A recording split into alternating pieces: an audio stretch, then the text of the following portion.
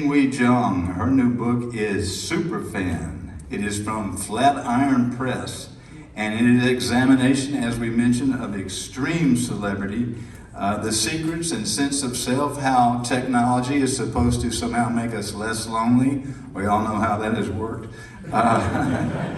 Jenny's previous book, she was here with it. We were out at the pavilion out there, and she got out there, I believe it was in April or May, and it was very warm that day, and you were quite the trooper. That book, novel was called Four Treasures of the Sky, also wonderful. This one's called Superfan. Y'all please welcome Jenny Tinghui Zhang.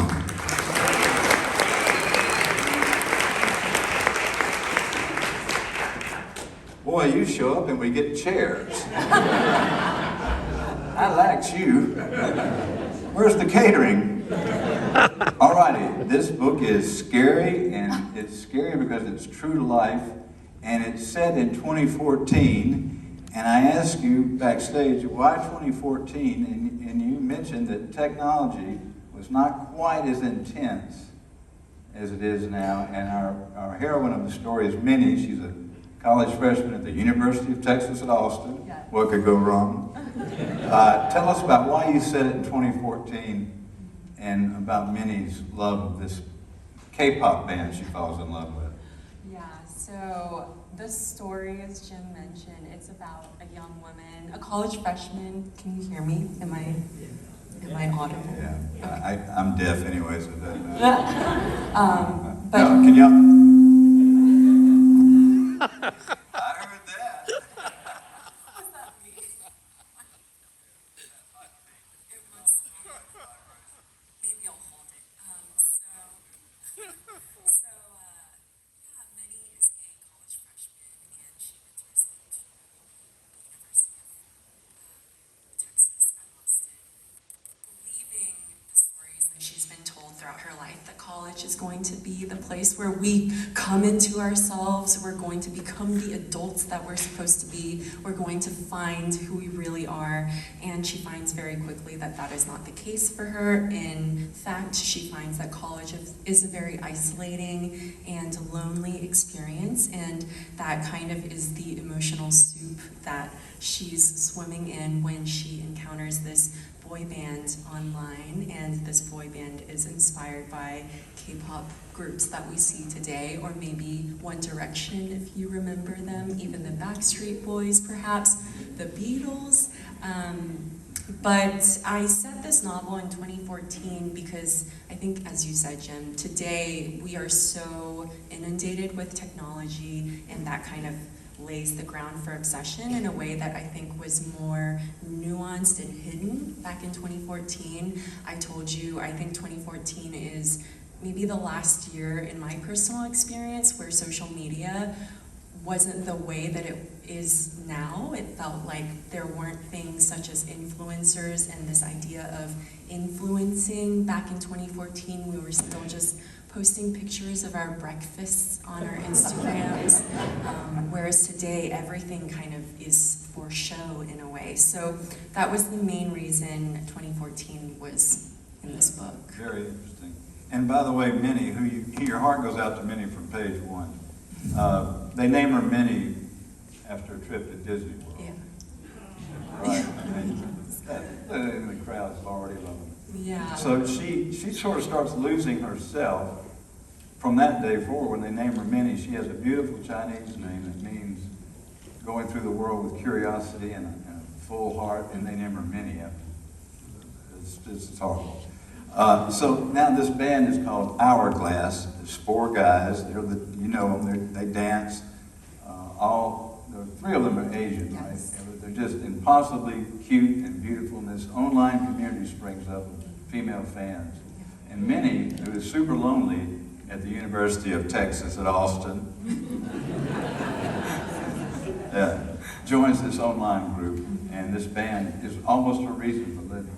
Yeah. So, I mentioned her emotional soup. She's very vulnerable at this point, and this band kind of, they can dance, they can sing, they look beautiful, they are incredibly charismatic, and they represent to her everything that she believes she has lost with the loss of her Chinese name. searching for this bright heart that she thinks she once possessed. She sees it represented in these boys who are just glowing and so incredible and doing all the things that seem hard to her, and that she wants to do for herself. So they become her idols in every sense of the word. There are, everywhere the band goes, of course, there are people taking pictures, people want autographs, but there's a certain group there taking pictures who aren't really fans. The manager, and they've come to work for this show. The manager calls them Lemoras. And some of our fishing buddies may know what a remora is. It's that sucker fish. It actually, it applies itself to larger creatures. So he calls them remoras. And they're out there taking pictures of us, so they're not fans. That's kind of explore. So part of this book takes place from Minnie's perspective. The other part takes place from one of the members of the band. His name is Mason. He's stage name is Keon, and he's also the one that Minnie is obsessed with. But this is what this group can understand, is that there's this group of people, perhaps fans, maybe they're stalkers, they're not sure what this group of people are doing because they follow this band everywhere. They're waiting for them at every venue, at the hotel, when they get off their flight, and all they do is take pictures, they follow them around, and it's unnerving. And I think we've seen that with various celebrities today. But the name Remora for that group outside of fishing actually comes from, if you remember, the Johnny Depp Amber trial, the defamation trial, where in court, one of the testimonies was that Johnny Depp would refer to his fans as remoras because they were suckerfish to him, and it was a pejorative.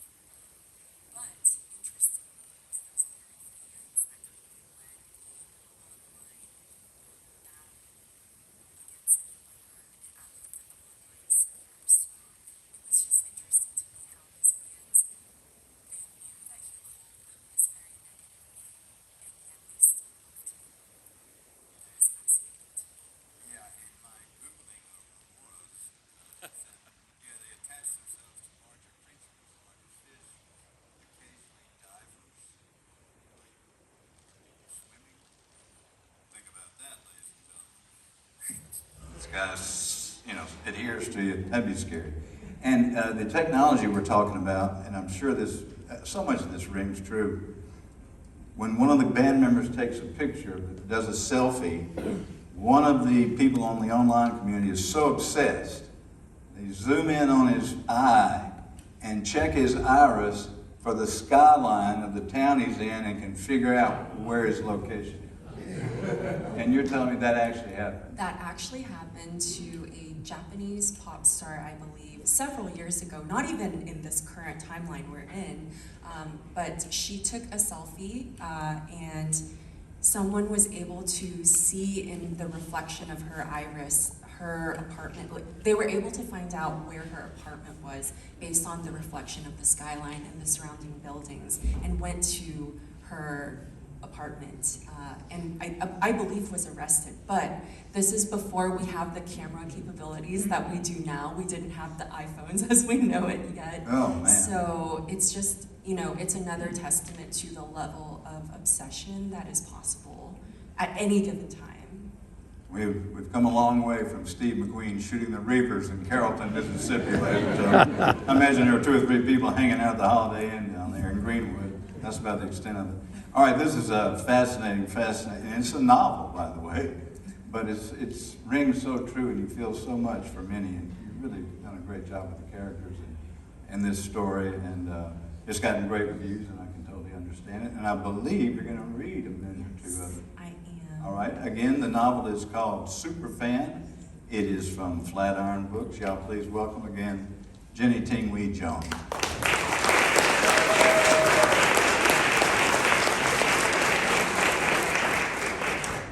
I'm going to try to clip this here, and can y'all hear me? Okay, hopefully no weird noises. So I'm just going to read from the beginning of the book for you. The boys are there, waiting for her. They have always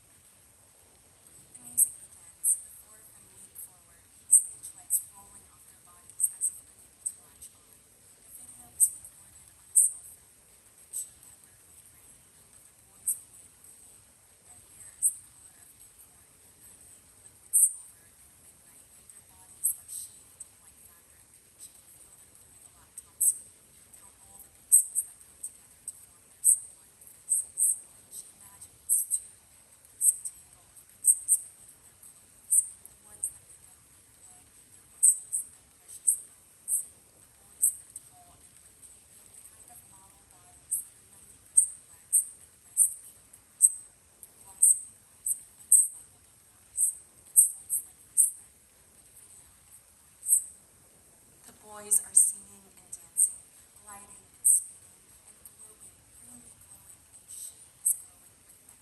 Because between her and them, there is no longer a laptop screen. There is no audience, no band, no crew, no wings, not the concept of distance, not even air. There is only them and all the things she wants, just to be with them, to love them, and for them to love her. The performance ends. The crowd screams their approval. The sound of white-hot current that shoots back and forth between her ears. The boys bow for the final time, each face softened with a smile.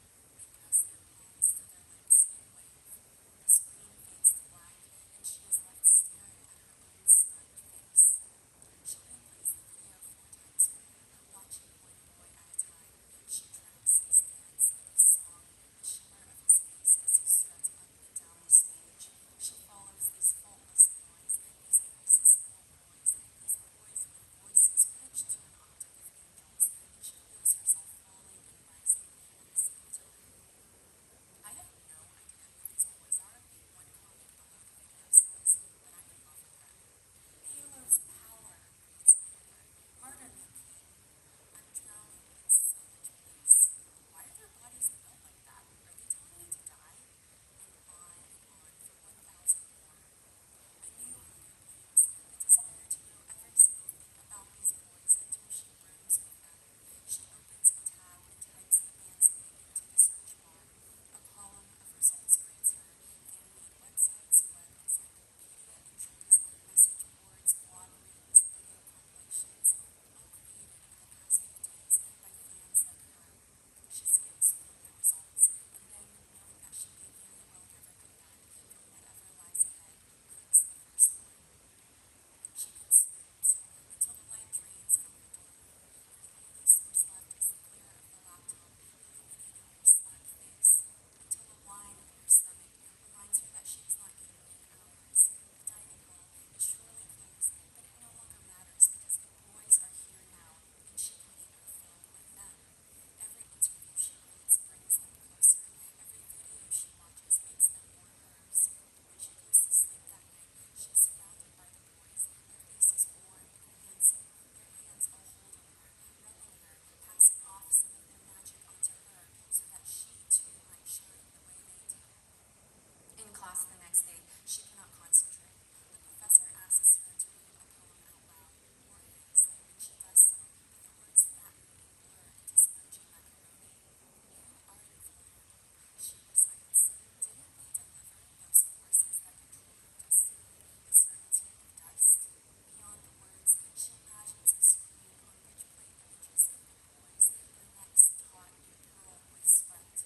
Lovely, the professor intones. She is inclined to agree.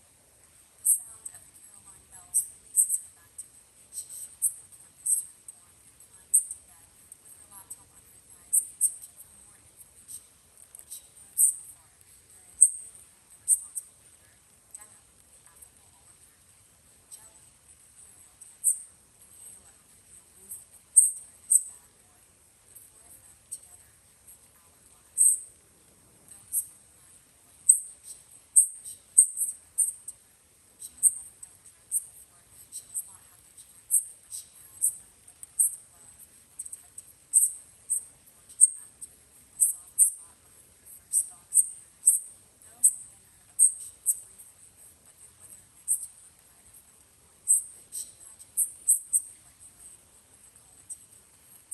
But there is nothing dangerous about it, nothing nefarious. The boys stand on every side of her, radiating love, and she feels it course through her own body, pumping her up, making her skin smooth, her lashes long, her lips pink, until she is the most beautiful version of herself, one everyone can love, one even she herself can love.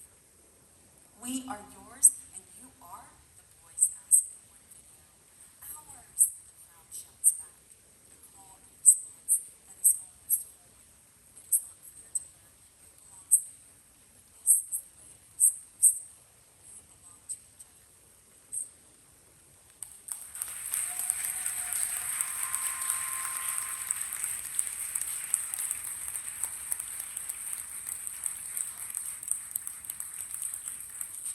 Jenny Tinghui Zhang, one more time for her.